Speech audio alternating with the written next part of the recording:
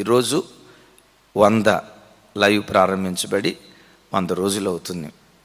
ఎందుకో మనిషి ప్రారంభం నుంచి 100 అనే సంఖ్యను చాలా ఇష్టపడతాడు.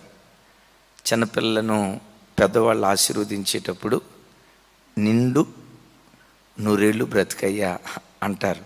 అంటే ఆ తర్వాత చనిపోమని కాదు, కానీ అంటే ఒక నిండు ఆయుష్కి అది గుర్తుగా ఉంటుంది. నిండు 100 ఏళ్ళు బ్రతుకు అని అంటారు. ఇప్పుడు చదువుకునే పిల్లలు ఉన్నారు, తల్లిదండ్రులు ఎప్పుడు చెప్తారు, రై 100కి 100 రావాలి, 100కి 100 మార్కులు రావాలి. అద్భుతం. ఈ కాలపు పిల్లలకు దేవుని దయ, తెలివి చాలా విపరీతంగా పెరిగింది. ఒకానొకప్పుడు వాడు 10వ తరగతి పాస్ అయితే పాస్ అయ్యాడు అనేవాళ్ళు కాదు, గెలిచాడు అనేవాళ్ళు. ఏది ఆర్డినరీలో వాడు పాస్ అయినా 10వ తరగతి మా అబ్బాయి గెలిచాడు అనేవాళ్ళు. అంటే ఆర్డినరీలో పాస్ అవటం కూడా ఒకప్పుడు ఘనంగా ఉండేది. ఫస్ట్ క్లాస్లో పాస్ అయితే అబ్బా ఇక ఎంత గొప్పగా మాట్లాడుకునేవాళ్ళం. ఎవరైనా ప్రాంతంలో ఫస్ట్ క్లాస్లో పాస్ అయితే ఆ పిల్లోడే ఐన్స్టీన్కి అన్నయినట్లు, సర్ ఐజాక్ న్యూటన్ ఈ పిల్లోడి దగ్గర చదువు నేర్చుకున్నట్లు ఫస్ట్ క్లాస్లో పాస్ అయితే చాలా గొప్పగా మాట్లాడుకునేవాళ్ళం. ఈ కాలపు పిల్లలకు చాలా షార్ప్నెస్. కాలం బహు సమీపమై ఉంది కదా, ప్రజలకు కూడా దేవుడు జ్ఞానం విస్తారంగా ఇస్తూ వస్తున్నారు. చిన్నపిల్లలకు ఈ కాలంలో పిల్లలు ఉన్నారు చూసారా, ఏ పిల్లల్ని కదిలించినా, ప్రత్యేకంగా ఆడబిడ్డలు ఏ బిడ్డలను కదిలించినా, అమ్మా ఇంటర్మీడియట్ రిజల్ట్స్ వచ్చినాయి కదా, ఎన్ని మార్కులు వచ్చినాయి అన్నయ్య 10/10. అమ్మా ఎంత వచ్చినాయి 98%. అయ్యా ఎంత వచ్చినాయి, అమ్మా ఎంత వచ్చినాయి 99%. నిజంగా దేవుని మహాకృప, దేవుడు ప్రజలకు జ్ఞానం చాలా విస్తారంగా ఇచ్చాడు. 100కు 100 చదువుకునే ఆ బిడ్డ తనకు 100 మార్కులు రావాలి ఎలా ఆశపడతాడో, కష్టపడి చదివించే తండ్రి తన పిల్లలకు 100కి 100 మార్కులు రావాలి ఎలా ఆశపడతాడో, ఓ పెద్దలు పిల్లలను ఆశీర్వదించేటప్పుడు నిండు 100 ఏళ్ళు బ్రతకాలి అని, నిండు 100 ఏళ్ళు బ్రతకాలి ఎలా ఆశపడతా ఉంటారో, పరలోకమందలి దేవుడు కూడా వాక్యం బోధించే నేను కానీ మీరు కానీ ప్రపంచంలో ఉన్న ప్రతి క్రైస్తవుడు విశ్వాస జీవితంలో 100కి 100 పాళ్ళు ఫలించేటువంటి వాడిగా ఉండాలని, అది పరిశుద్ధతలోనైనా, విశ్వాసంలోనైనా, దేవుని వాక్యాన్ని గూర్చిన జ్ఞానములోనైనా, భక్తి జీవితంలోనైనా, ప్రతి ఆత్మ సంబంధమైన విషయంలో 35 మార్కులతో పాస్ అయ్యామనుకోండి, తండ్రి ఎట్లా దుఃఖపడతాడో పరలోకమందలి తండ్రి కూడా దుఃఖపడతాడు. 70 మార్కులతో పాస్ అయితే కొంతే తృప్తి ఉంటుంది. నా కొడుక్కి 100కి 100 మార్కులు వచ్చినాయి అని తండ్రి రొమ్ము విరిచి ఎంత సంతోషంగా చెప్తాడో, నీ విశ్వాస జీవితంలో కూడా, నీ ఆధ్యాత్మిక జీవితంలో కూడా నీవు 100కి 100 పాళ్ళు ఫలిస్తే, పరలోకమందలి దేవుడు నిన్ను రక్షించినందుకు, నీ కొరకు కల్వరిలో తన రక్తాన్ని కార్చినందుకు, నీ కొరకు సమస్తాన్ని దారిపోసినందుకు, అప్పుడు ఆ పరలోకపు తండ్రి అంటాడు, నా కష్టం వ్యర్థం కాలా.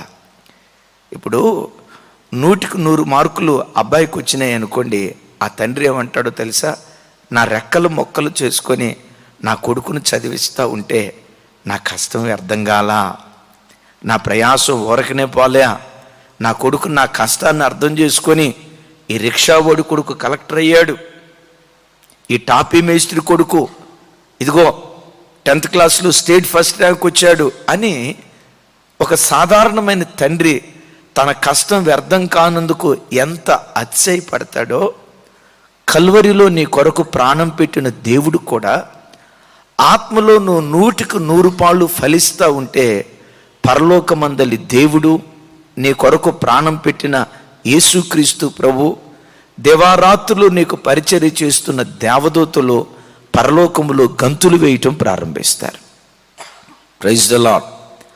అందుకని యేసు ప్రభువారు సంఘం దగ్గర నుంచి ఆయన కోరుకునేది, అదే సమయంలో విశ్వాసుల పట్ల కానీ సేవకుల పట్ల కానీ సాతాను చేసే కార్యం, దేవుని ఆశ, దేవుని క్రియ, సాతాను ఆశ, సాతాను యొక్క క్రియ మనం చూస్తే ప్రభువారు అంటారు కదా, 30 దొంతులుగా, 60 దొంతులుగా, 100 అంతలుగా. అంటే 30 దొంతులు, 60 దొంతులు, 100 అంతలు. అంటే ఒక సంపూర్ణమైన ఆత్మీయ స్థితి సంఘంలో నుంచి, ఒక సంపూర్ణమైన ఎదుగుదల సంఘంలో నుంచి ప్రభు ఆశిస్తున్నాడు. రైట్, 100కి 100 పాలు ఫలించాలి అని సంఘంలో ప్రభు ఎలా ఆశిస్తున్నాడో, ఎట్ దట్ సేమ్ టైం శత్రువైన సాతాను కూడా దీనికి రివర్స్ అయ్యేటట్లుగా, ఎట్లా, ఒకప్పుడు 100 అంతలుగా ఫలించిన విశ్వాసి ఆ తర్వాత 60 దొంతులుగా, 60 దొంతులుగా ఫలించిన విశ్వాసి ఆ తర్వాత 30 దొంతులుగా, 30 దొంతులుగా ఫలించిన విశ్వాసి ఆ తర్వాత ఆత్మీయతను కోల్పోయేటట్లుగా దినదినము దిగజారిపోయే స్థితి సంఘానికి కలుగు చేయాలి అనేది సాతాను యొక్క ఆలోచన. బిడ్డలారా, మీకు ఒక విలువైన మాట చెప్తాను. నెబుకద్నెజరు రాజు తన కలలో ఒక దర్శనాన్ని చూశాడు. అంటే రాబోయే కాలంలో జరగబోయే పరిస్థితులను గూర్చి ఒక దర్శనాన్ని చూశాడు. ఆ దర్శనంలో ఓ ఎత్తైన ప్రతిమ, దాని శిరస్సు మేలిమి బంగారం, దాని రొమ్ము భాగం వెండి, దాని ఉదర భాగం ఇత్తడి, దాని మోకాళ్ళు తొడలు ఇనుము, దాని పాదములు మట్టి ఇనుము కలిసినవి. చూసారా? మరలా చూడండి. తల మేలిమి బంగారం, ఛాతి భాగం వెండి, ఉదర భాగం ఇత్తడి, తొడలు మోకాళ్ళ భాగం ఇనుము, పాదముల దగ్గరకు వచ్చేసరికి మట్టి ఇనుము. అంటే బిడ్లరా, ఒకసారి చూడండి. పైన చూస్తేనేమో మేలిమి బంగారం, ఆ తర్వాత దిగింది వెండి, ఆ తర్వాత ఇంకా దిగింది ఇత్తడి, ఆ తర్వాత ఇంకా దిగింది ఇనుము, ఆ తర్వాత పూర్తిగా దిగజారి మట్టి ఇనుము కలిసిన పరిస్థితి ఉన్నట్లుగా లేఖనాల్లో చూస్తూ ఉన్నాం. ఈ లైవ్లో దేవుని వాక్యం వింటున్న బిడ్డలారా, ప్రపంచంలో నువ్వు బ్రతికిన కాలమంతా నీ ఆధ్యాత్మిక స్థితి 30 దొంతులుగా, 60 దొంతులుగా, 100 అంతలుగా ఫలించేటట్లుగా ఆ కృపగల దేవుడు నీకు సహాయం చేయునుగాక. చెప్దాం ఆమేన్. ఒకప్పుడు మట్టిలాగా ఉన్న నీవు తర్వాత ఇనుము కావాలి. ఒకప్పుడు ఇనుములాగా ఉన్నటువంటి నీవు ఆ తర్వాత వెండివి కావాలి, ఇత్తడివి కావాలి. ఇత్తడిలాగా ఉన్నటువంటి నీవు ఆ తర్వాత వెండివి కావాలి. ఈరోజు వెండిలాగా బ్రతుకుతున్న నీవు కాలక్రమేణా మేలిమి బంగారము లాంటి వాడిగా మార్చబడాలి అని దేవుడు కోరుకుంటూ ఉన్నాడు. అలాంటి సంపూర్ణత, 100కి 100 పాళ్ళు పరిపక్వత కలిగిన ఆ అనుభవం కృపగల దేవుడు మనందరికీ దయచేయునుగాక. రైట్, చూద్దాం. ఒక విశ్వాసిలో కానీ ఒక సేవకునిలో కానీ సంపూర్ణ సిద్ధి అంటే 100కి 100 మార్కులు తెచ్చుకునే ఆ కృప, లేక ఈ సంపూర్ణ సిద్ధి ఒక వ్యక్తిలో రావాలి అంటే బిడ్డలారా, ప్రతి మనుషుడు యేసుక్రీస్తునే గురిగా కలిగి తాను బ్రతకాలి. మరలా ఈ మాట చెప్తాను. మన చుట్టూతో ఎంతోమంది విశ్వాస వీరులు ఉంటారు, భక్తి కలిగిన వాళ్ళు ఉంటారు, ప్రార్థనా పరులు ఉంటారు. అయితే మన గురి మన ప్రక్కనున్న దైవ సేవకుడో, మన గురి మన సంఘంలో ఉన్న ఒక విశ్వాసిని చూస్తూ మనం ఎదగటం కాదు. చూస్తూ ఎదిగినా మన గురి మాత్రం శరీరాన్ని ధరించిన ఏ వ్యక్తి భక్తి జీవితం మన గురిగా ఉండకూడదు. మన ఆధ్యాత్మిక జీవితంలో మన గురి, మన లక్ష్యం, మనం ఛేదించాల్సినటువంటి గమ్యస్థానం యేసుక్రీస్తు ప్రభువారు మాత్రమే అయి ఉండాలి. చూడండి, హెబ్రీయులకు రాసిన పత్రిక 12వ అధ్యాయం మొదటి 2 వచనాలు నాతో కలిసి అందరూ బహు చక్కటి మాట. ఇంత గొప్ప సాక్షి సమూహము మేఘము వలె మనలను ఆవరించి ఉన్నందున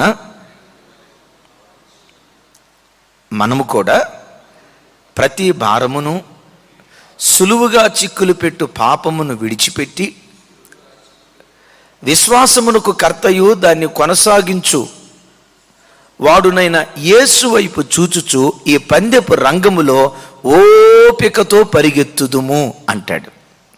ఇక అందరూ మీ తలలు పైకెత్తి నా వైపు చూడండి. అమ్మా, హెబ్రీ గ్రంథకర్త ఈ స్థలంలో ఏమంటాడంటే, ఇంత గొప్ప సాక్షి సమూహము మేఘములాగా మనలను ఆవరించింది. ఎవరయ్యా ఈ గొప్ప సాక్షి సమూహం అనంటే, హెబ్రీలకు రాసిన పత్రిక 11వ అధ్యాయంలో గొప్ప సాక్షి సమూహాన్ని గురించి పౌలు గారు చెప్తారు. మనం జార్జాను ద్వారా విశ్వాస వీరులను గురించి మనం వింటూ ఉన్నాం కదా. ఇది హెబ్రీలకు రాసిన పత్రిక 11వ అధ్యాయంలో ఉంది. ఒకరు కాదు, ఇద్దరు కాదు, కొన్ని పదుల సంఖ్యలో విశ్వాస వీరుల జాబితా 11వ అధ్యాయంలో రాసి ఉంది. అంటాడు పౌలు గారు, ఇంత గొప్ప సాక్షి సమూహము మేఘములాగా మన చుట్టూతా ఆవరించి ఉంది. అయితే మేఘములాగా సాక్షి సమూహం ఆవరించి ఉన్న సాక్షి సమూహాన్ని చూస్తూ మీరు పరిగెత్తొద్దు. సాక్షి సమూహాన్ని చూస్తూ మీ విశ్వాస యాత్ర కొనసాగించొద్దు. అయ్యా, మరి నా ఈ విశ్వాస యాత్రలో ఎవరిని నేను చూడాలి? మీ విశ్వాసమునకు కర్త ఎవరో, విశ్వాసమునకు కర్త, దానిని కొనసాగించే యేసు వైపు చూచుచు ఈ పందెపు రంగంలో ఓపికతో పరిగెత్తుదుముగాక. మరలా జ్ఞాపకం చేస్తాను. అంటే ఎందుకు యేసు వైపు చూడాలి? సాక్షి సమూహం మేఘంలాగా ఆవరించింది. కానీ విచిత్రం ఏంటంటే, ఈ సాక్షి సమూహంలో 35 పాస్ మార్కులతో పాస్ అయిన విశ్వాస సమూహం ఉంది. ఇంకొంతమంది 50 మార్కులు తెచ్చుకున్న వాళ్ళు ఉన్నారు ఈ సాక్షి సమూహంలో. ఇంకొంతమంది 75 మార్కులు తెచ్చుకున్నారు. ఇంకొంతమంది 30 మార్కులు తెచ్చుకున్నారు. కానీ గ్రేస్ మార్కులు 5 మార్కులతో ఈ కరోనా మొత్తం ఏదో మొత్తానికి గ్రేస్ మార్కులు వచ్చేసినాయి, మొత్తానికి పాస్ అయిపోయారు. దేవుని మహాకృప. మన మధ్య భలే విచిత్రమైన మాట. ఒక ఆయన సుమారుగా 29 సార్లు 10వ తరగతి పరీక్షలు రాస్తానే ఉన్నాడంట. ఆయన వయసు ఎంతో తెలుసా? 75 సంవత్సరాలు. 75 సంవత్సరాల వృద్ధుడు స్కూల్లో జాయిన్ అయ్యి సిన్స్ 29 సంవత్సరాల నుంచి రాస్తానే ఉన్నాడంట. పాస్ కాల. మొత్తానికి దేవుని మహాకృప.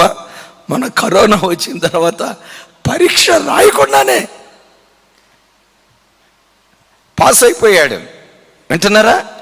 హెబ్రీలకు రాసిన పత్రిక 11వ అధ్యాయంలో కూడా గ్రేస్ మార్కులతో పాస్ అయిన విశ్వాస వీరులు ఉన్నారు. అలాగని వాళ్ళను చులకన చేయటం కాదు, వాళ్ళంతా అసంపూర్ణులు. సృష్టి ప్రారంభమైనది మొదలుకొని ఆనాటి నుండి ఈనాటి వరకు 100కి 100 మార్కులు తెచ్చుకున్న 100కి 100 మార్కులు తెచ్చుకున్న వ్యక్తి ఎవరైనా ఉన్నారంటే నజరేయుడైన యేసుక్రీస్తు ప్రభువారు. ప్రైజ్ ది లార్డ్, హల్లెలూయా.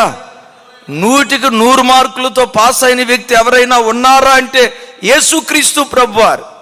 బిడ్డలారా, మనుషులను చూస్తే ఈరోజు ఆ మనిషి నిలవబడతాడు, అదే మనిషి ఇంకో రోజు పడిపోవచ్చు. మనిషి మీద నీ విశ్వాసం ఆధారపడితే వాడు నిలవబడిన రోజు నువ్వు నిలవబడతావు, ఆ వ్యక్తి కూలిపోయిన రోజు నీ విశ్వాసం కూడా కూలిపోద్ది. వింటున్నారా? నీ జీవితంలో బాగా గమనించు. నీ హృదయములో విశ్వాసపు బీజాన్ని నాటింది దేవుడు. నిన్ను పిలిచింది దేవుడు. కల్వరిలో నీ కొరకు రక్తాన్ని ధారపోసింది ఆయన. నేటి వరకు నీ విశ్వాస జీవితాన్ని కాపాడుకుంటూ నడిచేటట్లుగా వెనుతట్టి ప్రోత్సహించింది దేవుడు. ఎవరు నీ విశ్వాసానికి కర్తో, ఎవరు నీ విశ్వాసాన్ని కొనసాగించగలుగుతారో ఆయన వైపే నువ్వు చూస్తూ విశ్వాస యాత్రలో సాగిపోవాలి. కానీ మనుషులను చూసి నీ విశ్వాసాన్ని కట్టుకోకూడదు. ఎందుకంటే ఎంత గొప్ప భక్తిపరుడైనా అసంపూర్ణుడే, ఎంత గొప్ప సేవకుడైనా అపరిపక్వత కలిగినటువంటి వాడే.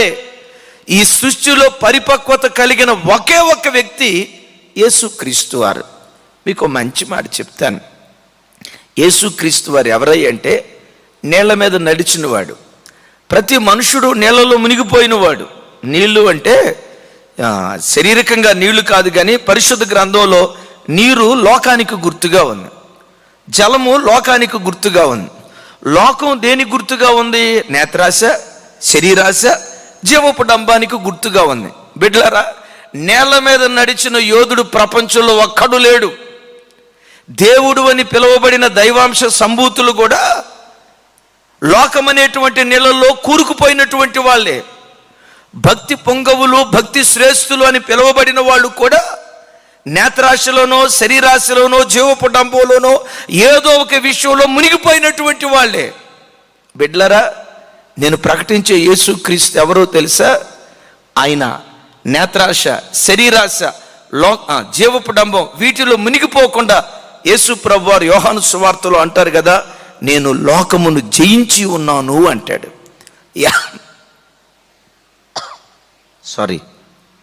ఎవరు యేసు? లోకమును జయించినటువంటి వాడు. ఏ నేత్రాశకు, శరీరాశకు, జీవపు డంబానికి ఆయన ప్రలోభ పడకుండా నేళ్ల మీద నడిచినటువంటి వాడు. యేసు ప్రభు నేళ్ల మీద నడవటం పేతురు గారు చూసి, పేతురు గారికి కాస్త పాపం దుడుకుతనమేం కాదు, కానీ ఏదో చేయాలనే తాపత్రయం అయితే ఉంది. కానీ ఆ తాపత్రయంతో పాటు ఇక మీకు అర్థమైంది కదా, చాలా తాపత్రయం, ఏదో చేయాలనే తాపత్రయం. యేసు ప్రభు వారు నేల మీద నడుచుకుంటా వస్తూ ఉంటే చూసి, ప్రభా నేను కూడా నేల మీద నడుస్తానయ్యా అన్నారు. యేసయ్యకున్న గొప్ప మనసు ఏంటంటే, ఆయన ఎంత గొప్ప కార్యాలు చేశారో ఆయన పిల్లలు ఆయన కంటే గొప్ప కార్యాలు చేయాలని. బిడ్డలారా, నేను ఎప్పుడు చెప్తా కదా, లోకంలో ఎక్కువ మంది మనుషులు ఎదుటివాడు ఎదుగుతూ ఉంటే వారవలేనటువంటి వాళ్ళే ఉంటారు. ఎదుటి వాడి సేవలో వృద్ధి పొందుతూ ఉంటే, ఓ కుటుంబం ఎదుగుతూ ఉంటే ఆ ఎదుగుదల చూసి వారవలేక రాళ్ళు వేసే మనుషులు ఉంటారు. ఏ మనుషుడు ఎదుటివాడు తనంతటి వాడు కావాలి అని ఏ మనిషి అనుకోడు. నా ప్రభు బిడ్డలారా, ఈ ప్రపంచంలో నువ్వు ఎదుగుతూ ఉంటే, ఇంకా నువ్వు ఎదిగేటట్లుగా నీ కొరకు ప్రార్థన చేసే వ్యక్తి ఎవరైనా ఉన్నారంటే నేను ప్రకటించే యేసుక్రీస్తు ప్రభువారు. Praise the lord. ఆయన కంటే గొప్ప కార్యాలు చేయాలి అని నిన్ను గూర్చి నన్ను గూర్చి ఆయన ఆశపడుతూ ఉన్నారు. పేతురు, రైట్, నేను నడిచినట్లుగానే నువ్వు కూడా నేల మీద నడువు అన్నాడు. పేతురు గారు మొత్తానికి ధోనిలో నుంచి కాలు బయట పెట్టాడండి. నేల మీద పెట్టేటప్పుడు ఇది సిమెంట్ రోడ్ లాగా ఉంటుందా లేదా అని జాగ్రత్తగానే పెట్టాడు. విచిత్రం, ఇట్లాగే యేసు ప్రభు వైపు చూస్తున్నాడు. యేసు ప్రభు వైపు చూస్తున్నంతసేపు ఆ నీళ్లు సిమెంట్ రోడ్ అయిపోయింది. అరే ఇది భలే ఉందే అని ఇంకొక కాలు ముందుకేసాడు, సిమెంట్ రోడ్ అయిపోయింది. ఇంకొక కాలు ముందుకేసాడు, భలే గట్టి రోడ్ అయిపోయింది. ఇంకొక కాలు ముందుకేసాడు, సిమెంట్ రోడ్డుగానే ఉంది. అయితే ఇదంతా బాగానే ఉంది, కానీ అటువైపు నుంచి జుయ్ అని గాలి వస్తుంది. వింటున్నారా? గాలికుండే గుణం ఏంటి? ఈరోజు తూర్పు దిక్కుకు వెళ్తుంది, ఇంకో రోజు పడమటి దిక్కుకి వెళ్తుంది. ఏమండి, గాలివాటం ఎటు ఉంటే అటు. ఈయనేం చేశాడు? అంతసేపు యేసు వైపు చూసిన ఈ పేతురు గాలి వైపు చూశాడు. బైబిల్లో రాయబడిన మాట ఏంటో తెలుసా? గాలి వైపు చూచినప్పుడు మునిగిపోసాగెను అంటాడు. బిడ్డలారా, నన్ను క్షమించండి, ప్రపంచంలో ఎంత గొప్ప భక్తుడైనా ఒక గాలి వంటి వాడు. గాలి నిలకడగా ఒక చోట ఎలా ఉండదో, గాలి అటు ఇటు ఎలా కదులుతుందో, ఎంత గొప్ప భక్తిపరుడైనా మనుషుని యొక్క భక్తి ఒక గాలివాటం లాంటిది. ఒకరోజు తూర్పు వైపుకి వెళ్తుంది, నాకు దేవుడే కావాలని తూర్పు దిక్కుకి వెళ్తుంది గాలి. అదే గాలి తూర్పుని విడిచిపెట్టి ఏం దేవుడు, లోకం అంతా ఎట్లా అయిపోయి నాకు లోకం కావాలని అదే గాలి లోకం వైపు వెళ్తుంది.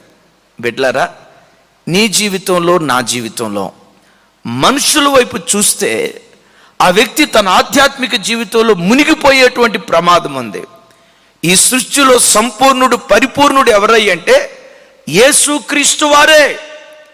అందుకనే కీర్తనకర్త దావీదు ఏమంటాడంటే, నా కళ్ళ ముందు, నా కన్నుల ఎదుట నేను ఎల్లప్పుడూ యెహోవాను చూచుకొనుచున్నాను అంటాడు. నాతో కలిసి చెప్పండి, నేను ఎల్లప్పుడూ నా కన్నుల ఎదుట యెహోవాను చూచుకొనుచున్నాను. అంటే తన కళ్ళ ముందు ఎవరిని పెట్టుకున్నాడు? మన కళ్ళ ముందు ఎవరిని పెట్టుకోవాలి? యేసుక్రీస్తు ప్రభువారిని పెట్టుకొని ఆయనలో ఉన్న సంపూర్ణమైన పరిశుద్ధత నాకు కావాలి, ఆయనలో ఉన్న సంపూర్ణమైన విశ్వాసం నాకు కావాలి, ఆయనలో ఉన్న పరిపక్వత నాకు కావాలని ఎప్పుడు నీ కళ్ళ ముందు ప్రభువునే పెట్టుకొని ఆయన అడుగుల్లో అడుగులు వేయుదువుగాక. చెప్దాం ఆమేన్. ఓ రోజు ఒక ఆయన దేవుణ్ణి అడిగాడంట, ప్రభా నాకు భూలోకంలో ఏ పాస్టర్ గారు నచ్చలేదు, రమేష్ పాస్టర్ గారు నచ్చలా, జెర్మియా పాస్టర్ గారు అస్సలు నచ్చలా, జార్జి పాస్టర్ గారు ఇంకా అసలు అంతకు మించి నచ్చలా, రాజు పాస్టర్ గారు కూడా అస్సలు నచ్చలేదు. అయ్యా అసలు ఈ భూమి మీద ఉన్న పాస్టర్లో నాకు ఎవరూ నచ్చలా, నాకు స్పెషల్గా ఒక పాస్టర్ని ప్రభు అన్నాడంట. వెంటనే దేవుడు అన్నాడంట, ఒరే అబ్రహాం గారిని నీకు పాస్టర్ గారు పంపిద్దాం అనుకుంటున్నాం, పంపించమంటావా? వద్దు ప్రభు, అబ్రహాం గారు, హాగరు నాకు తెలుసు కదా నాయన, అట్లాంటి వాళ్ళు నాకు పాస్టర్గా వస్తే ఎట్లా, అట్లాంటి వాళ్ళు నాకు పాస్టర్ గారు వస్తే నాకు వద్దు ప్రభు అన్నాడంట. సరే ఇస్సాకుని ఏమైనా పాస్టర్ గారికి పంపించమంటావా అంటే అంటాడు, అయ్యా ఇస్సాకు ఆయన భార్య రెబెక్క, భార్యాభర్తలు మాది ఎప్పుడు కొట్లాట ఉండేదయ్యా, కొట్లాడుకునే భార్యాభర్తలు మాకు పాస్టర్లుగా వస్తే మా సంఘంలో కూడా కొట్లాట్లు అట్లాగే ఉంటాయి కదయ్యా, వద్దు ప్రభా ఇస్సాకు అన్నాడంట. సరేలేరా యాకోబు అన్నాడు కదా ప్రార్థనా యోధుడు, యాకోబును పంపిస్తానంటే వెంటనే అన్నాడంట, ప్రభా యాకోబు పేరుకున్న అర్థం నాకు తెలుసు కదయ్యా, ఆ పేరులోనే ఉంది, ఏంటి ఆ పేరులోనే ఉంది మోసగాడని, నాకు ప్రభా యాకోబు అసలు వద్దయ్యా అన్నారంట. సర్లేరా నాయన, ఓకే సమూయేలు ఉన్నాడు కదా, సమూయేలు నీకు పాస్టర్ గారికి పంపిస్తాను అన్నాడంట. సమూయేలు అంటంతో ప్రభా సమూయేలు అంతా బాగానే ఉంది కానీ తన పిల్లలను సరిగ్గా పెంచలేకపోయాడయ్యా, తన ఇంటిని సరిగ్గా కట్టుకోలేనుడు సంఘాన్ని ఏం కడతాడు? తన ఇంటిని సరిగ్గా కట్టుకోలేని సమూయేలు నాకు పాస్టర్ గారిగా వస్తే నా ఇంటిని ఏం కడతాడు, సంఘాన్ని ఏం కడతాడయ్యా? అయ్యా ఇంటినే కట్టుకోలేనుడు సంఘాన్ని ఏం కడతాడు? నాకు సమూయేలు పొరపాటున పాస్టర్గా వద్దన్నారంట.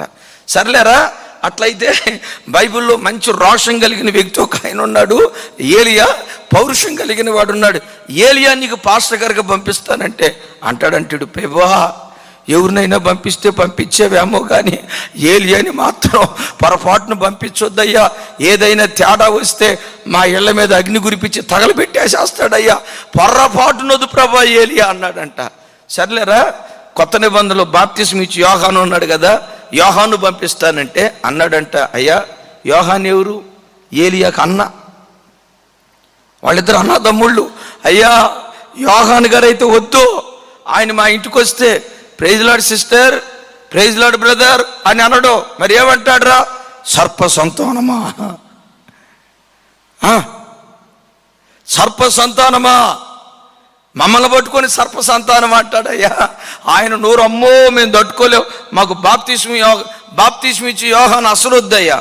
సర్లేరా బైబిల్లో యాకోబు యోహాను ఉన్నారు కదా, వాళ్ళిద్దరిని పంపిస్తానంటే అంటాడంట, ఈ యాకోబు యోహాను ఏలియా బాప్తిస్మం ఇచ్చి యోహానుకు పుట్టిన పిల్లలయ్యా, వాళ్ళు కూడా ఉరిమే వేళ్ళయ్యా, వద్దయ్యా అన్నారని. సర్లే అట్లయితే మన ప్రధాన అపోస్తలుడు ఉన్నాడు కదా పేతురు గారిని పంపిస్తాను అంటే, ప్రభా ఆయనతో మంచిగా ఉంటే మంచి, తేడా వచ్చిందా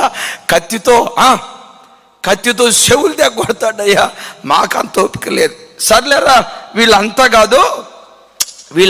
కాదు బైబిల్లో అద్భుతమైన అపోస్తలుడు పౌలు గారు ఉన్నారు కదా, పౌలు గారు నీకు పాస్టర్ గారికి పంపిస్తానంటే, ప్రభా ఎవరిని పంపించినా పర్వాలేదు కానీ పౌలు మాత్రం వద్దయ్యా. ఎందుకు వద్దురా నాయన, ఆయనది ఒక ఊరా, ఈరోజు ఈ ఊరిలో ఉంటాడు, రేపు ఇంకొక ఊరిలో ఉంటాడు, ఆ తర్వాత ఇంకొక ఊరిలో ఉంటాడు, ఆ తర్వాత ఖండాలే దాటిపోతాడు. ఏమంటే పాస్టర్ గారు అంటే ఒక షాట్ ఉండి సంఘాన్ని చూసుకోవాలి కదా. దేశదిమ్మరిగా ఉన్న పాస్టర్ గారు మాకొస్తే ఆయన ఎక్కడో దీవుల్లో ఉంటారు, ఫోన్ చేస్తే సిగ్నల్ కలవదు, అందుకని ఆ పాస్టర్ గారు మాకు వద్దయ్యా అన్నారంట. సర్లే వింటారా, సర్లే అట్లయితే పౌలు గారికి ప్రియ శిష్యుడు తిమోతి ఉన్నాడు కదా, తిమోతిని మీకు సేవకు పంపిస్తానంటే అన్నాడంట. ఎవరిని పంపించినా పర్వాలేదు కానీ తిమోతి మాత్రం వద్దయ్యా. ఎందుకు వద్దు? పాస్టర్ గారికే జబ్బు, కడుపులో జబ్బు. ఆ జబ్బు పాస్టర్ గారు మా దగ్గరకు వస్తే ఆయనకి సేవ చేయలేక మేం చావాలి నాయన, ఆ పాస్టర్ గారే వద్దు. ఇంతకు మరి నీకు ఎవరు కావాలరా? అప్పుడు దేవుడు అన్నాడట, పిచ్చోడా, ఎంత గొప్ప సేవకుని చూసినా నీ విశ్వాసం మునిగిపోతే, ఎంత గొప్ప యోధుడు, ప్రార్థనా యోధుడిని చేసిన. ఎందుకంటే హెబ్రీ గ్రంథంలో చూస్తాం కదా, పాత నిబంధనలో ఉన్న ఏ యాజకుడు, ఏ ప్రధాన యాజకుడు ప్రత్యక్ష గుడారానికి వచ్చిన ప్రజలకు సంపూర్ణ సిద్ధి కలుగు చేయలేకపోయారు.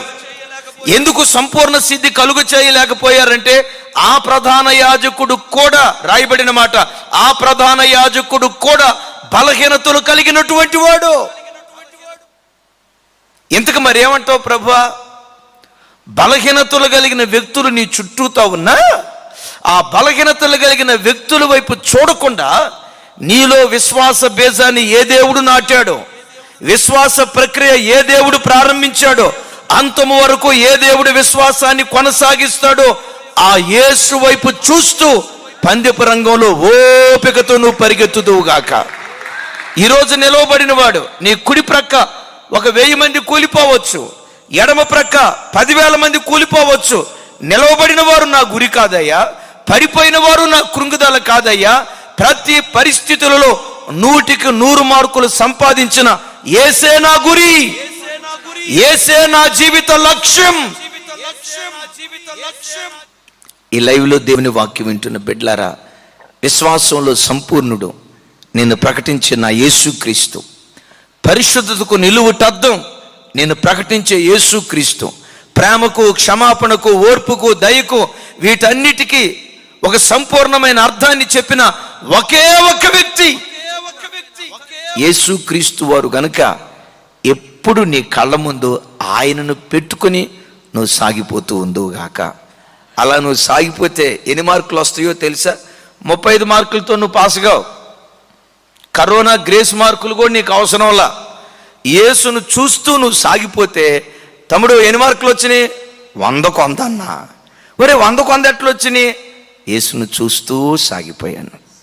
ఎప్పుడు కళ్ళ ముందు, మరలా చెప్తాను, దావీదు అంటాడు, నేనెల్లప్పుడూ నా కన్నులు ఎదుట యెహోవాని చూచుకొనుచున్నాను, ఆయన నా కుడి పార్శ్వమున ఉన్నాడు గనుక నేను కదల్చబడను. చప్పలు కొడుతూ ప్రభుకి స్తోత్రాలు చెప్తాం. రైట్. 100కు 100 మార్కులు రావాలంటే నంబర్ 1 యేసే మన గురి అయి ఉండాలి. రెండవది, 100కి 100 మార్కులు రావాలంటే ఆధ్యాత్మిక జీవితంలో నిరంతర విద్యార్థులుగా బ్రతకాలి. కాస్ట్లీ వర్డ్, నిరంతర విద్యార్థిగా బ్రతకాలి. నిరంతర విద్యార్థి ఎప్పుడు నేర్చుకుంటాడు, దిద్దుబాటు చేసుకుంటాడు. బైబిల్లో నుంచి ఆధారం చూయిస్తాను. ఫిలిప్పీలకు రాసిన పత్రిక, ఫిలిప్పీలకు రాసిన పత్రిక 3వ అధ్యాయం 12వ వచనం. నాతో కలిసి అందరూ చెప్పండి. ఇదివరకే నేను గెలిచితినైనను, ఇదివరకే సంపూర్ణ సిద్ధి పొందితినైనను నేను అనుకొనటలేదు, కానీ నేను దేని నిమిత్తము క్రీస్తు యేసు చేత పట్టబడితునో దానిని పట్టుకొనవలెనని పరిగెత్తుచున్నాను. ఆ తర్వాత ఏం రాసి చదవండి తమ్ముళ్ళు.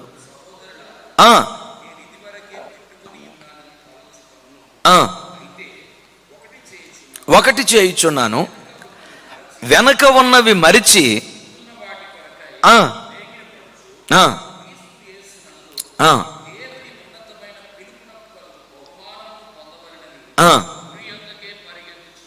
హల్లెలూయా. ప్రారంభపు వాక్యం ప్రారంభపు వాక్యం. రైట్, చూడండి, అపోస్తలుడైన పౌలు గారు ఓ చక్కటి మాట అంటాడు. నేను ఇదివరకే గెలిచితినని అని అయినను, ఇదివరకే సంపూర్ణ సిద్ధి పొందితినని అని అయినను నేను అనుకోవట్లా. నేను పర్ఫెక్ట్, నాకు అన్నీ తెలుసు, నాకు అన్నీ వచ్చాయి, నేను గెలిచేశాను, ఎస్ ఫినిష్డ్ మై కోర్స్, నా ఆత్మీయ జీవితాన్ని సంపూర్తి చేశాను, నేను ఆత్మీయంగా పూర్తిగా ఎదిగాను అని నేను అనుకోవట్లా.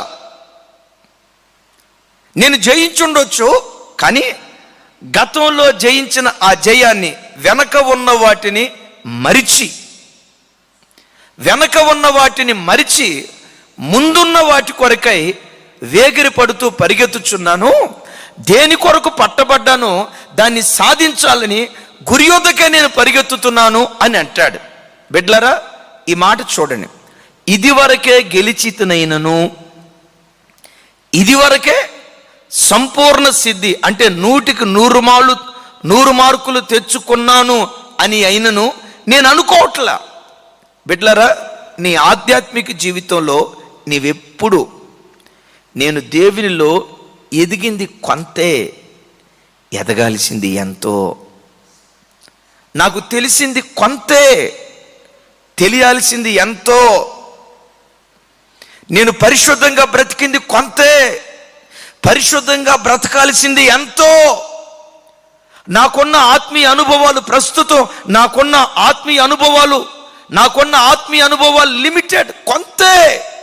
నేను నేర్చుకోవలసిన ఆధ్యాత్మిక అనుభవాలు, నేను ఎదగవలసిన ఆధ్యాత్మిక ఆ ఉన్నత శిఖరాలు ఎంతో ఉన్నాయి అన్న గ్రహింపు నీకుంటే ఎప్పుడు దేవుని పాదాల దగ్గర నిరంతర విద్యార్థిగా కూర్చొని ఇంకా నేర్చుకోవాలి, మార్చుకోవాలి, నేర్చుకోవాలి, దిద్దుకోవాలి. ఆ మంట రోజు రోజుకు అధికమవటానికి దేవుడు కృప చూపించును గాక. చెప్దాం ఆమేన్. బిడ్డలారా, ఒక విశ్వాసి తన ఆధ్యాత్మిక జీవితంలో ఎదుగుదల ఎప్పుడు ఆగిపోద్దో తెలుసా? నాకంతా తెలుసు అని ఎప్పుడైతే అనుకుంటాడో, నాకంతా తెలుసు, నేనంతా ఎరుగుదును అని ఒక వ్యక్తి ఎప్పుడైతే తన జీవితంలో అనుకోవటం ప్రారంభిస్తాడో అది తన ఎదుగుదలకు గొడ్డలి పెట్టు లాంటిది. దేవా, ఈ విశ్వాస యాత్ర మహాసముద్రమయ్యా, ఈ ఆధ్యాత్మిక అనుభవాలు మహాసముద్రమయ్యా. ఈ మహాసముద్రం లాంటి ఉన్నతమైన ఆధ్యాత్మిక అనుభవాల్లో నేను ఎరిగింది, నాకున్న జ్ఞానం, నాకున్న భక్తి, సముద్రంలో నీటి చుక్క ఎంతో నాకున్న భక్తి కూడా అంతే. ఎప్పుడైతే ఆ గ్రహింపు నీకుంటుందో, నాకు తెలిసింది కొంతే అన్న ఆలోచన ఎప్పుడైతే ఉంటుందో, నీ లోపటి నుంచి తెలియకుండా నేర్చుకోవాలి, దిద్దుబాటు చేసుకోవాలి, నేర్చుకోవాలి, సరి చేసుకోవాలి. ఈ తృష్ణ ఆటోమేటిక్గా నీలో నుంచి ప్రారంభమవుతుంది. బిడ్డలారా, నువ్వు 70 సంవత్సరాల కురువృద్ధుడువైనా, అయిలారా వింటున్నారా, 70 సంవత్సరాల కురువృద్ధుడువైనా, 60 సంవత్సరాల విశ్వాస జీవితం కలిగిన వాడివైనా, ప్రతిష్ఠించబడిన ఒక దైవ సేవకుడు దేవుని వాక్యం చెప్తా ఉంటే ఆ గంట ప్రసంగంలో నీకు చెందిన ఒక్క మాటైనా, నీకు చెందిన ఒక్క మాట ద్వారానైనా దేవుడు మాట్లాడక మానడం. వింటున్నారా? నీకు ఎంత విశ్వాస అనుభవం ఉన్నా దేవుని సన్నిధికి వచ్చి ఆయన సన్నిధిలో కూర్చునేటప్పుడు, ప్రభా నాతో మాట్లాడయ్యా, దాసుడు ఆలకించుచున్నాడు, చెవియొగ్గి ఆలకిస్తా ఉన్నాడు, నాతో మాట్లాడు ప్రభు అని ఎప్పుడు ఆయన సన్నిధిలో నిరంతర విద్యార్థిగా బ్రతకాలి. దేవునికి మహిమ కలుగును గాక. నేను పేర్లు వివరాలు చెప్పలేను, కానీ అది పేరుగాంచిన ఓ మహా గొప్ప సంస్థ. ఆ సంస్థ ప్రారంభించబడిన ఆ తొలిటి దినాల్లో ఓ ప్రత్యేకమైన ప్రాంతంలో ప్రారంభించబడింది. సుమారుగా కొన్ని ఎకరాల స్థలంలో ఒకవైపున చర్చ్, ఇంకొక వైపున స్కూల్, ఇంకొక వైపున హాస్పిటల్, సుమారుగా 60 ఎకరాలకు పైగా, అక్షరాల చెప్పాలంటే 66 ఎకరాలు మిషనరీలు కొన్నారట. ఎందుకు 66 ఎకరాలు కొన్నారంటే, పరిశుద్ధ గ్రంథంలో ఉన్న పుస్తకాలు ఎన్ని? 66 పుస్తకాలు కదా, దాని జ్ఞాపికగా 66 ఎకరాల విస్తార వైశాల్యం కలిగిన స్థలాన్ని కొని అద్భుతమైన చర్చ్, హాస్పిటల్, స్కూల్. ఆ రోజుల్లో ఆ స్థలాన్నట ఏదేను ఎలా ఉంటుందో తెలియదు కానీ ఇదే ఏదేను అనేవాళ్ళట. వింటున్నారా? ఏదేను ఎలా ఉంటుందో తెలియదు కానీ ఏదేనిదే అని అంటా ఉండేవాళ్ళట. మందిరంలో దేవుని ప్రసన్నత అంత అద్భుతంగా ఉండేది. ఆ ప్రాంతంలో, ఆ పట్టణంలోనే అతిపెద్ద మందిరం. కొన్ని సంవత్సరాల క్రితం నేను ఆ ప్రాంతంలో వాక్యం చెప్పడానికి వెళ్ళాను. ఓ పెద్ద ఆయన 65-70 సంవత్సరాల వయసున్న ఆయన, అయ్యా ఈరోజు ఈ గోడలు చూస్తూ ఉంటే ఏడుపు వస్తూ ఉంది. ఒకప్పుడు దేవదూతల నిలయాలుగా ఉన్న ఈ ప్రాంతాలు గబ్బిలాల నిలయాలుగా, నక్కలకు కుక్కలకు ఆట స్థలాలుగా ఈ స్థలాలు మారిపోయాయి. ఏడుస్తూ అంటాడు, మా సంఘాలలో నుండి ఈ తరపు నెహెమ్యాలను దేవుడు లేవనెత్తాలని, పడిపోయినటువంటి ప్రాకారాలను తిరిగి పునర్నిర్మించాలని, మా సంస్థల్లో పాడైపోయి పతనమైపోయిన వ్యవస్థలను తిరిగి కట్టే మరో నెహెమ్యా మా కాలంలో లేవాలని, మరో ఎజ్రా మా కాలంలో లేవాలని, మరో జెరుబ్బాబెలు మా పట్టణాల్లో నుంచి లేవాలని, మా సంఘాల్లో నుంచి లేవాలని ఏడుస్తూ ఉన్నావయ్యా. నేను అడిగాను, అయ్యా ఇంత వైభవోపేతంగా ఉన్న పరిచర్య, ఎంత గొప్పగా ఉన్న పరిచర్య ఈరోజు పతనం అవటానికి కారణం ఏంటి? అయ్యా ఈ సంఘంలో ఆ రోజుల్లోనే 500 మంది 700 మంది వచ్చేవాళ్ళు అంటున్నారు, ఈరోజు కనీసం 50 మంది కూడా రావట్లేదు, ఎందుకయ్యా ఇట్లా అయిపోయింది? ఆయన ఏడుస్తా ఏమంటాడు తెలుసా? ఇక్కడ సంఘ కాపరులను కొంత తప్పు ఉంది, అదే సమయంలో విశ్వాసులది తప్పు ఉంది. ఏంటయ్యా? అయ్యా సంఘాచుకొచ్చిన ఏ విశ్వాసి కూర్చొని వాక్యం శ్రద్ధగా వినరు. ఆ సేవకుడు కూడా జీతగాడు కదా, నాకు జీతం వస్తే చాలు, వర్తమానం కోసం నేనెందుకు ప్రసవేదన పడాలి, నేనెందుకు కడుపు చంపుకోవాలి, గంటలు దేవుని సన్నిధిలో నేనెందుకు మోకరించాలి, నాకు రావాల్సిన జీతం నాకు వస్తుంది. వాక్యం చెప్పే విషయంలో కొంతమంది దైవ సేవకులకి శ్రద్ధ లేదు. ఏదైనా దైవ సేవకుడు ఆత్మ తీవ్రత కలిగిన వాడే దేవుని వాక్యం నిలవబడి దైవావేశంతో చెప్దాము అని అనుకున్నాడా? మా సంఘంలో మా సంఘస్థుల పరిస్థితి ఏంటంటే, పాస్టర్ గారిని చూసి, ఒరే అబ్బాయి నువ్వు పుట్టక మునుపు మేము బాప్తిస్మం తీసుకున్నాం, 40 సంవత్సరాల నుంచి మేము వాక్యం వింటున్నాం, మాకు తెలియని వాక్యాలా ఇవి, మాకు తెలియని బైబిలా? సేవకుడు నిలవబడి వాక్యం బోధించడానికి నిలవబడితే చాలు, సంఘం పరిస్థితి ఏంటో తెలుసా? నిద్రావస్థలోకి వెళ్ళిపోతాట. వాక్యం వినాలి, దిద్దుకోవాలి, లోపమేంటో సరి చేసుకోవాలి. ఏ వాక్యం ద్వారా దేవుడు మాట్లాడతాడో, ఏ వాక్యం ద్వారా దేవుడు దర్శిస్తాడో గమనించండి. వాళ్ళు చెప్తున్న మాట, దేవుని సన్నిధిలో వాక్యం విని నేర్చుకొని బ్రతుకును దిద్దుకోవాలి అన్న ఆలోచన సంఘంలో లేదు. ఈరోజు దేవుని వాక్యం వింటున్న నా దేవుని బిడ్డలారా, దైవ సేవకుడు దేవుని సన్నిధిలో దేవుని వాక్యాన్ని విత్తేటప్పుడు నీ హృదయాన్ని ఎలా సిద్ధం చేసుకోవాలంటే, వాక్యము నీలో 30 దొంతులుగా 60 దొంతులుగా 100 ఆ వాక్యం ఫలించాలంటే నీ హృదయములో ఉన్న ముండ్ల తుప్పలను తొలగించుకో, రాళ్లను తొలగించుకో. ఆ విత్తనం వేసే ముందే నీ హృదయం మెత్తని మన్నుగా మారాలి, మెత్తని మన్నుగా మారాలి. మెత్తటి మన్నులో దున్నబడి చదును చేయబడి నల్లగొట్టబడి ఆ మెత్తటి మన్ను మారితే, ఆ మన్నులో విత్తనం వేసిన వెంటనే ఆ విత్తనానికి ఏం కావాలో తెలుసా? నీరు కావాలి. ఏంటి నీరు? దేవా ఈరోజు ఈ వాక్యం ద్వారా మాట్లాడావు, నేను అట్లా లేనయ్యా, నా జీవితం వాక్యానికి తగినట్లుగా లేదయ్యా, వాక్యం బోధిస్తున్నట్లుగా నా కుటుంబ పరిస్థితులు లేవయ్యా, వాక్యం బోధించినట్లుగా నా జీవిత విధానం లేదయ్యా, వాక్యం బోధించినట్లుగా నా బ్రతుకు నేను కట్టలేకపోతున్నా. ప్రభా ఈ వాక్యం నాలో 100% నెరవేర్చబడాలి అని ఆ విత్తనం మీద నీ కన్నీటి చుక్కలుంటే అప్పుడు నీలో ఏం జరిగిద్దో తెలుసా? 100 ఫలించే అనుభవాన్ని దేవుడు నీకు ఇస్తాడు.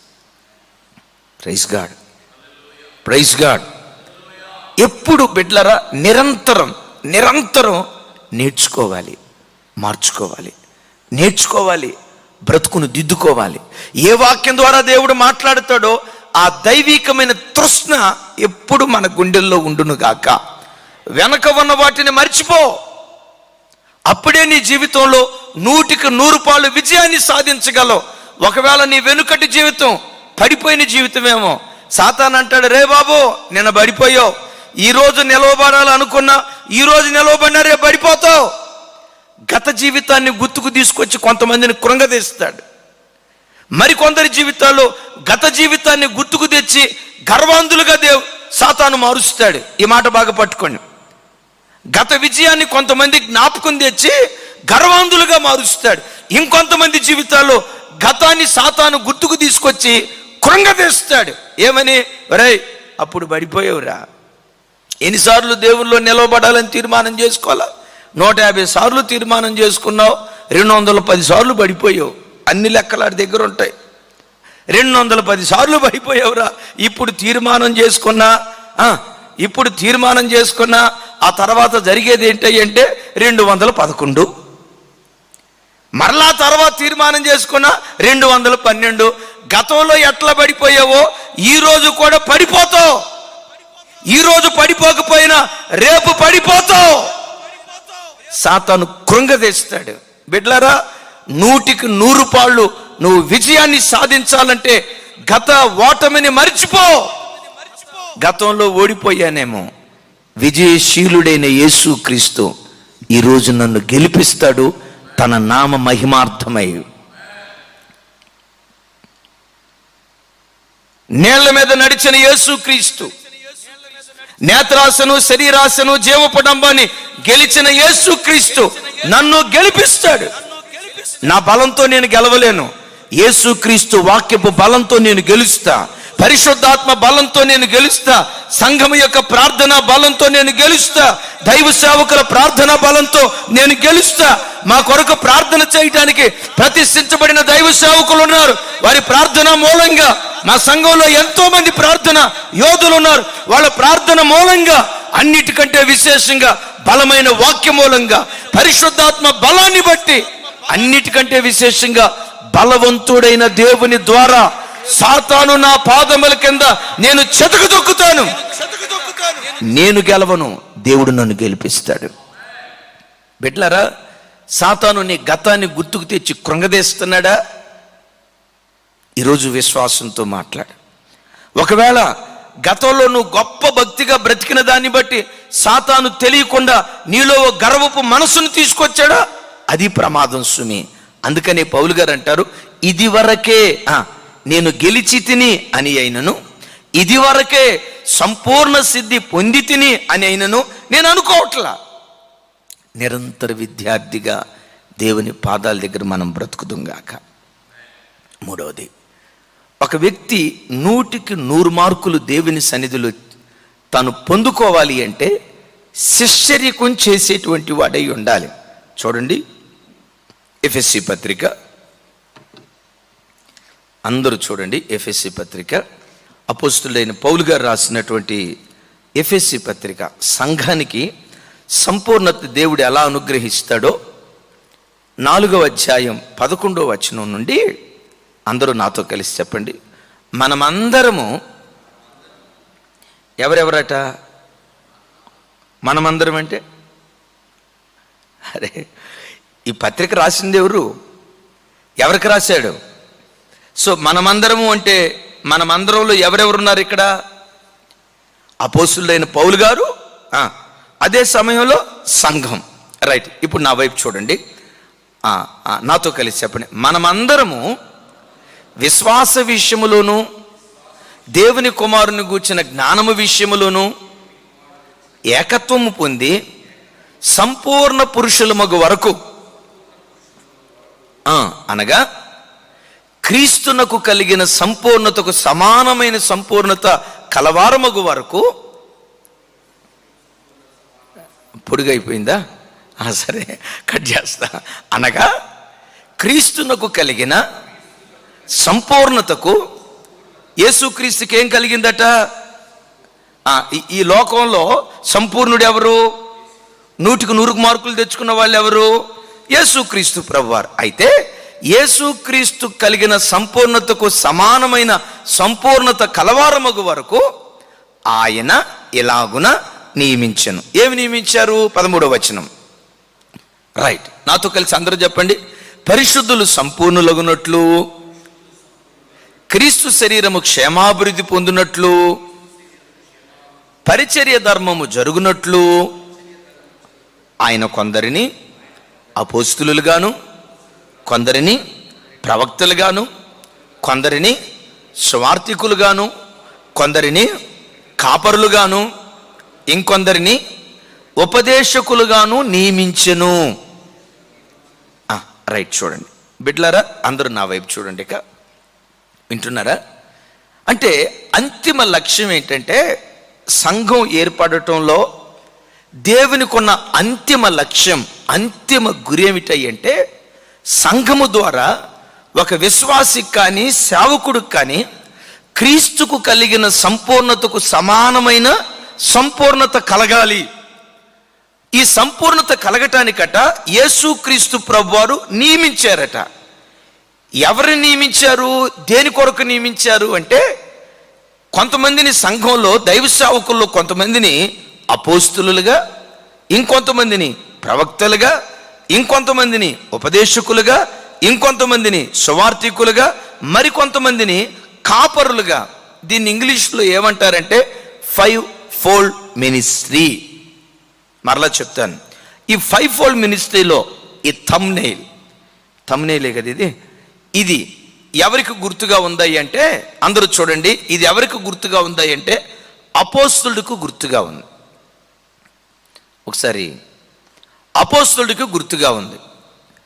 రెండవది ఎవరికి గుర్తుగా ఉందంటే ప్రవక్తలకు గుర్తుగా ఉంది. ప్రవక్త ఎప్పుడు రాయ్ జాగ్రత్త, ఏం తేడా చేస్తున్నావంట. ఊరు భాషలో చెప్తాను, మన తెలంగాణ భాషలో నకరాలు చేస్తున్నావంట, జాగ్రత్త రాయ్ జాగ్రత్త. ప్రతి దానికి వేలు చూపి గద్దించేది ఎవరై అంటే ప్రవక్త. మధ్యవేలు సువార్తికుడు. రింగ్ ఫింగర్ అంటారు కదా, అది కాపరులకు గుర్తు. చివరిది ఉపదేశకులకు గుర్తు. హల్లెలూయా. ఇక అందరూ చూడండి బిడ్డలారా, నా వైపు చూడండి. 5-fold ministry.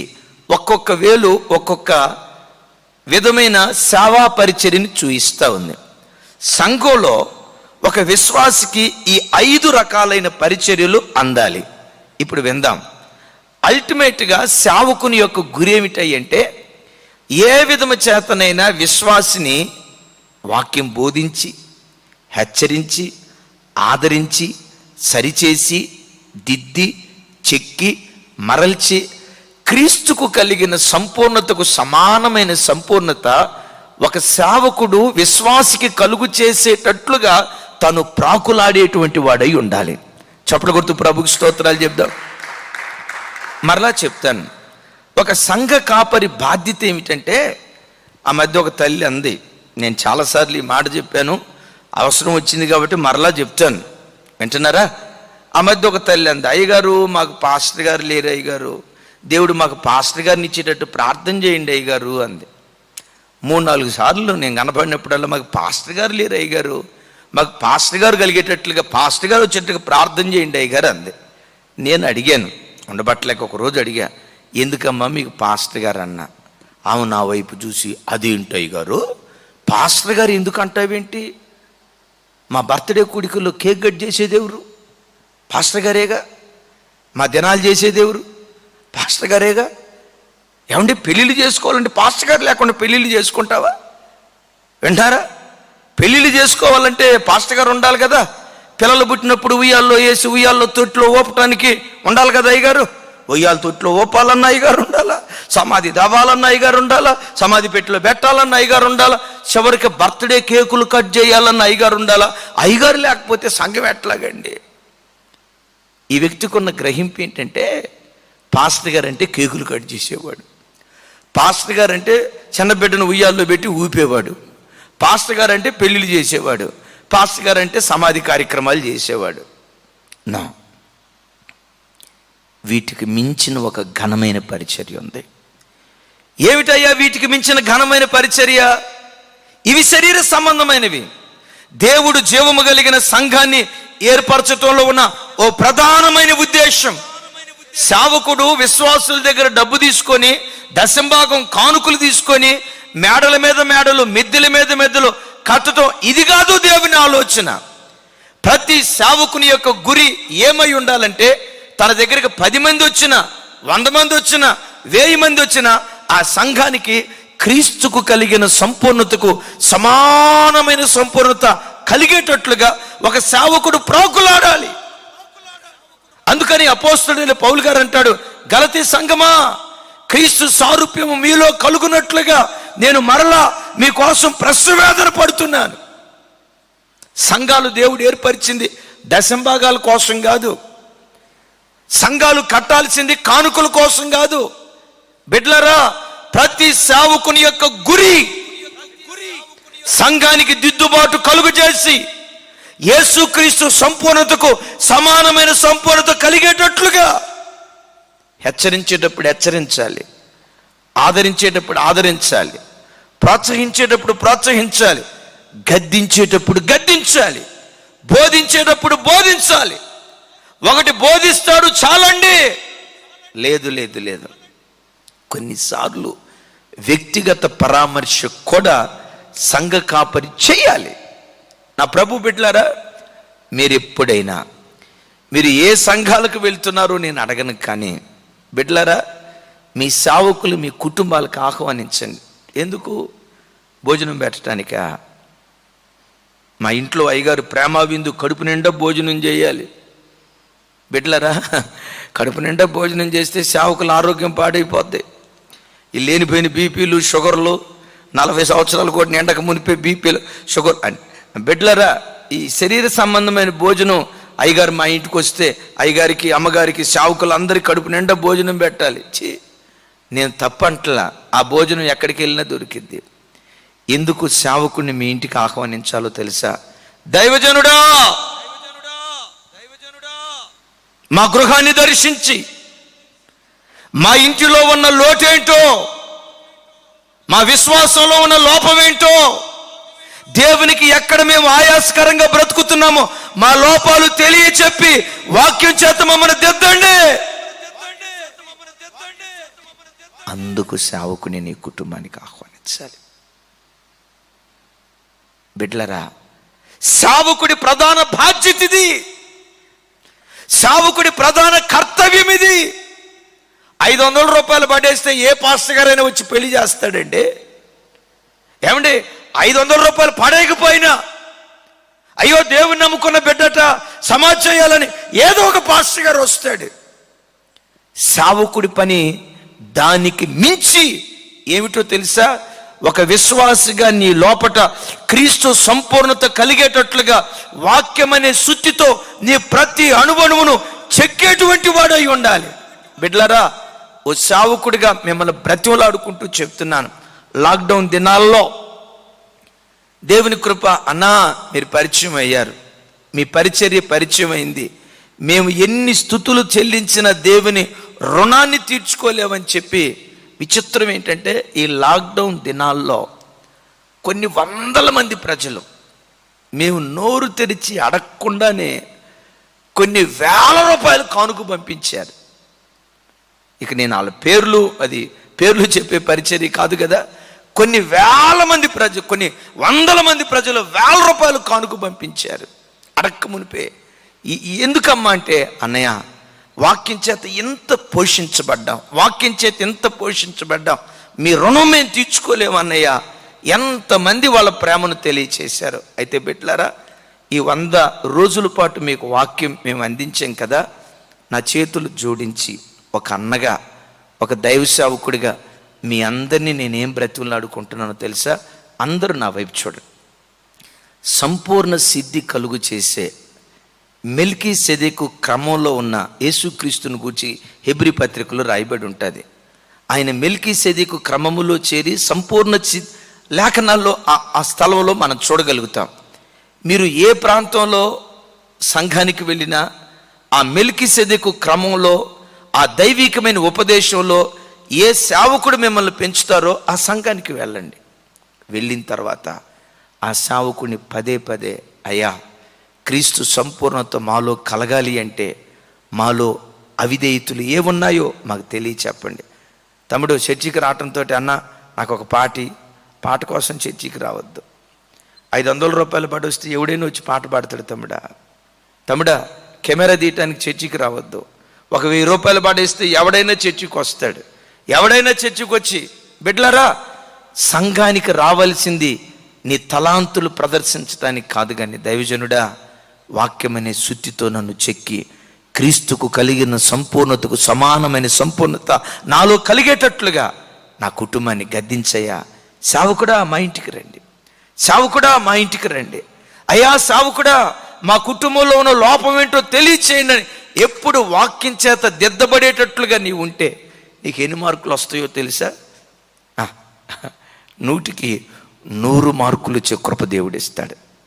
మనకి ఎలాంటి పరిచర్య కావాలి, ఎలాంటి పరిచర్య మీరు కోరుకోండి. ఏ ప్రాంతంలో మీరున్నా సేవకుడా మా ఇంటికి రండి, మా కుటుంబంలో ఉన్న లోపాన్ని చెప్పండి, మా పిల్లల్లో ఉన్న లోపం చెప్పండి.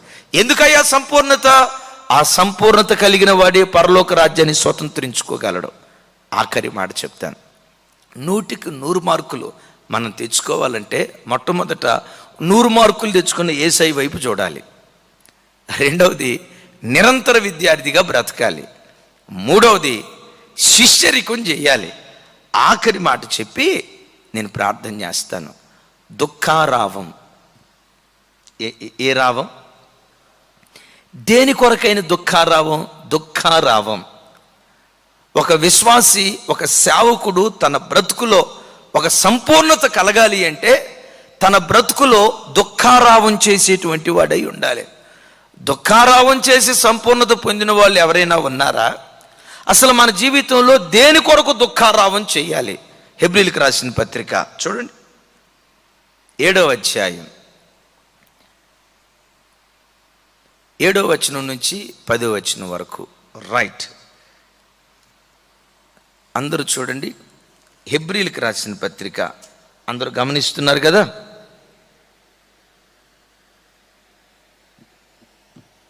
హెబ్రీయులకు రాసిన పత్రిక, క్షమించండి, 5వ అధ్యాయం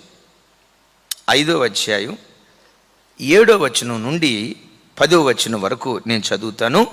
దయచేసి నాతో కలిసి అందరూ చెప్పడానికి ప్రయత్నం చేయండి.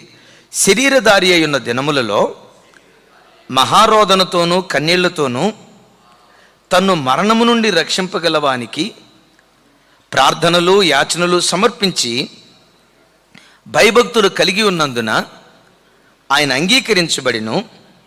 ఆయన కుమారుడయుండియు తాను పొందిన శ్రమల వలన విధేయత నేర్చుకునెను.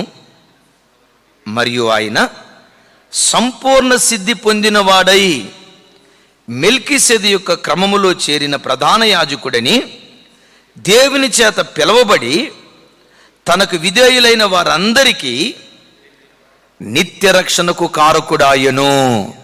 చప్పలు కొడుతూ ప్రభువుకి స్తోత్రాలు చెప్దాం.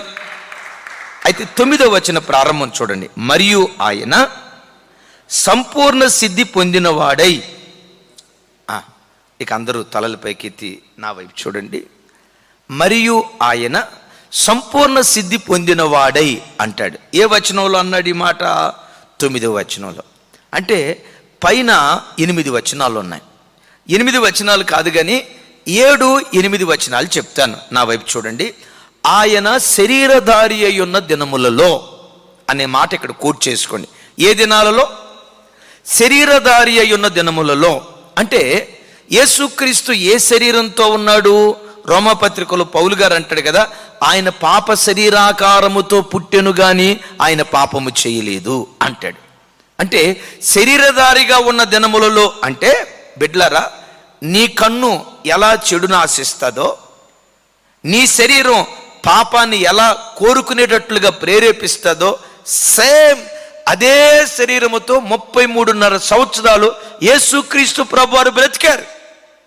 నీ శరీరాన్ని ఏ పాపం ఏలుబడి చేస్తా ఉందో యేసుక్రీస్తు వారి శరీరాన్ని కూడా అదే పాపం ఏలుబడి చేయాలని ప్రయత్నం చేసింది. కానీ అద్భుతం ఏంటంటే యేసుక్రీస్తు శరీరధారిగా ఉన్న ఆ ఆ దినాలలో కన్నీళ్లతోనూ మహారోదనలతోనూ ఆయన ప్రార్థన చేసేవాడట. దేని కొరకు ప్రార్థన చేసేవాడు? అయ్యా, మరణము నుండి నన్ను తప్పించు, మరణము నుండి నన్ను తప్పించు. అయ్యా, ఎక్కడుందో మరణం? నా శరీరములో మరణం ఉంది. ఏంటయ్యా మరణం? దురాశ గర్భము ధరించి పాపము కనును, పాపము పరిపక్వమై మరణాన్ని కనును అని లేఖనాల్లో రాసింది కదా. అయ్యా, నీ శరీరంలో ఉన్న మరణం ఏంటి? జ్ఞాపకం చేస్తాను. అయ్యా, నా శరీరంలో పాపం అనే మరణం ఉంది. ఈ శరీరం పాప నియమానికి దాసోహం అయిపోతూ ఉంది. ప్రభు బిడ్లరా, అంత వివరించడానికి సమయం లేకపోయినా క్లుప్తంగా చెప్తాను. నీ శరీరము ఎలా పాపానికి ప్రేరేపిస్తూ ఉంటుందో యేసుక్రీస్తుని గురించి పౌలు గారు అంటాడు, మనవలే అన్ని విషయాలలో శోధించబడ్డాడు. అన్ని విషయాల్లో శోధించబడ్డాడు. ఆయన కన్ను ఆయనను శోధించాలని చూసింది, ఆయన మనస్సు ఆయనను శోధించాలని చూసింది, ఆయన శరీరము ఆయనను శోధించాలని చూసింది. శోధించబడ్డాడు కానీ శోధనకు గురి కాకుండా శోధనను జయించిన వాడిగా ఉన్నాడు. ఎందుకు ఆయన జయించాడు? ఒక్కటే కారణం, శరీరధారిగా ఉన్న దినాలలో తనను ఏలుబడి చేస్తున్న పాప నియమం నిమిత్తం ప్రతిరోజు దుఃఖారావం చేసేవాడు. ఈ కన్ను పాపాన్ని ఆశించకుండా బ్రతికించయ్యా, ఈ హృదయం తప్పుడు ఆలోచనలకు వెళ్లకుండా బ్రతికించయ్యా, ఈ ఆలోచనలు చెడువైపు వెళ్లకుండా బ్రతికించయ్యా, ఈ శరీరం కాముకత్వానికి బానిస కాకుండా, ఈ మనసు అపవిత్రతకు బానిస కాకుండా నన్ను బ్రతికించయ్యా అని పవిత్రత కోసం దుఃఖారావం చేశాడు. బిడ్లరా, దుఃఖారావం చేసే అనుభవం ఎవరిలో ఉంటుందో ఆ వ్యక్తి పవిత్రత అనే శిశువును కనటానికి దేవుడు కృప చూపిస్తాడు. దేని కొరకైన దుఃఖారావం? లేఖనాల్లో రాసి ఉంది, వారు ఏడ్చుదానికి మీరు ఏడవద్దు, వారు దుఃఖపడుదానికి మీరు దుఃఖపడొద్దు. వారు మీరు అంటాడు. వారు అంటే ఎవరు? లోకస్తులు. లోకస్తులు ఎప్పుడు మంచి ఉద్యోగం కావాలి, ఉద్యోగం కోసం ఏడుస్తాడు. ఆరోగ్యం కావాలి, ఆరోగ్యం కోసం ఏడుస్తాడు. వ్యాపారం కోసం ఏడుస్తాడు. దీనికోసం ఏడవద్దు అని నేను అంటలా. వీటి కోసం నీ నిమిత్తం ఏడ్చే దేవుడు ఒకరున్నారు, ఆ భారాన్ని భరించే దేవుడు ఒకరున్నారు. నీ జీవితంలో అనుక్షణం పవిత్రత కొరకైన దుఃఖారావం నీలో ఉండునుగాక. చెప్దాం ఆమేన్. ఏశావు యాకోబును చంపటానికి వస్తే రాత్రి అంతా దుఃఖారావం చేశాడు. నీ జీవితంలో కూడా ఏశావు అనే భ్రష్టత్వం నిన్ను చంపటానికి వస్తుంది.